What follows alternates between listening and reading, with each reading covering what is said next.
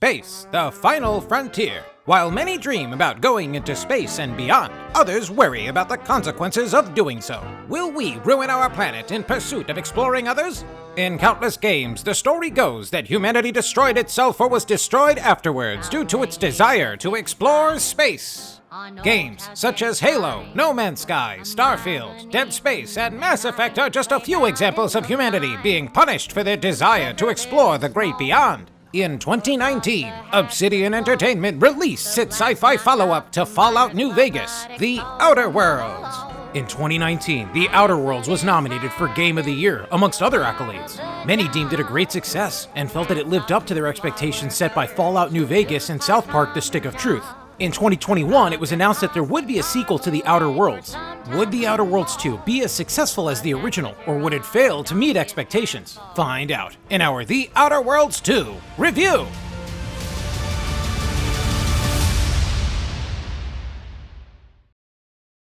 From the start of the game, you're tasked with making some difficult choices. The choices you make during the character creation will impact the story from the onset.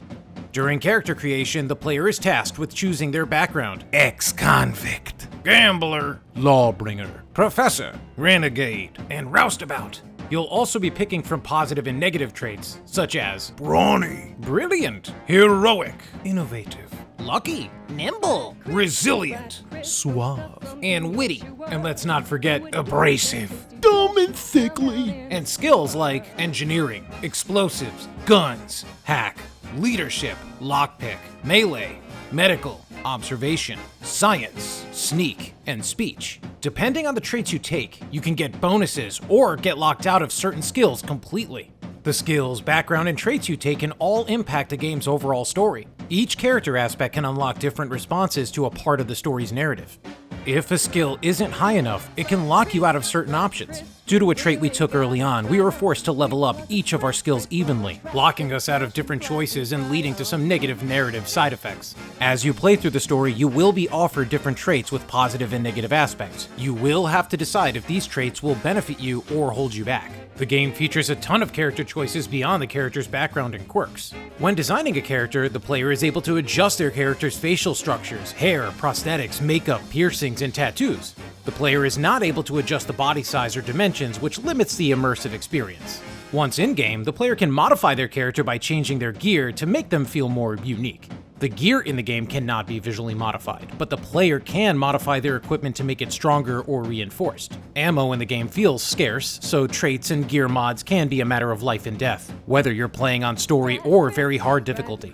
On story difficulty, the combat is almost comically easy. The skill checks in the game still remain the same, even on the higher difficulty settings. If you don't actively spend skill points, you can save before a pivotal moment, see what skill is used, and then apply your skill points to that needed trait. As a whole, The Outer Worlds 2's story is not bad, but it feels like it lacks some of the inspiration that the original Outer Worlds had. The character's dialogue feels like it varies between long-winded and rambly, or that the NPC is uncertain of what they want to say or believe, and it needs reassurance by asking so many questions. In fact, there were times when we mentally checked out of the story because the characters were just going on and on.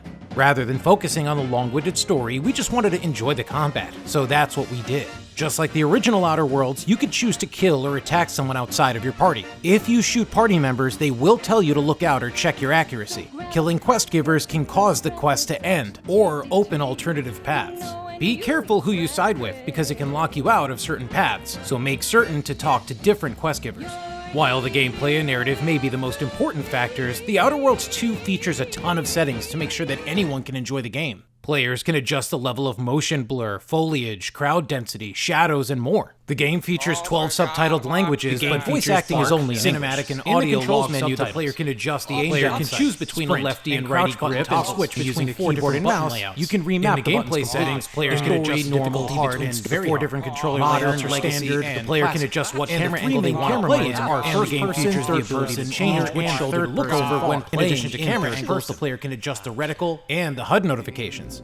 The Outer Worlds 2's audio is a mixed bag of worms. While most of the voice acting is convincing and feels like it has real emotion to it, there's occasional moments where it feels like someone's reading off of a script rather than embodying the character. That might just be the most ruthless bait and switch I ever heard. Your friends ought to be proud.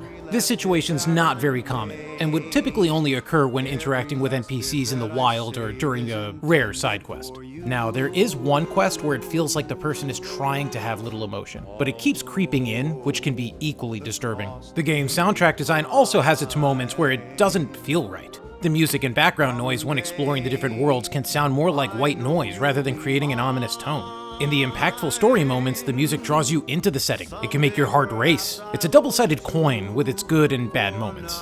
While The Outer Worlds 2 may improve the overall gameplay experience of the franchise, the story itself feels like it's taken a step backward.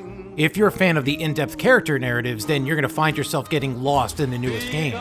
The game features a ton of quests to explore that can help you get lost in the world, improve your gear, and make friends along the way. The game's lack of full character customization feels like it's missing the mark slightly when compared to other games in the genre. Out of all the games released in 2025, The Outer Worlds 2 falls into our top 25 games of the year list, but it's not quite Game of the Year worthy.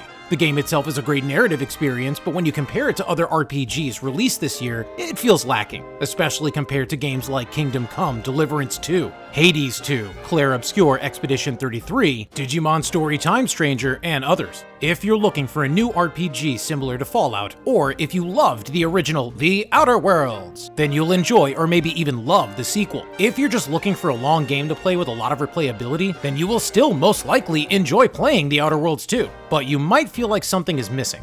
You do not need to play the original game to enjoy this one, but playing through it does give you a deeper appreciation of the game's backstory and lore, which you do not get from playing just the second game.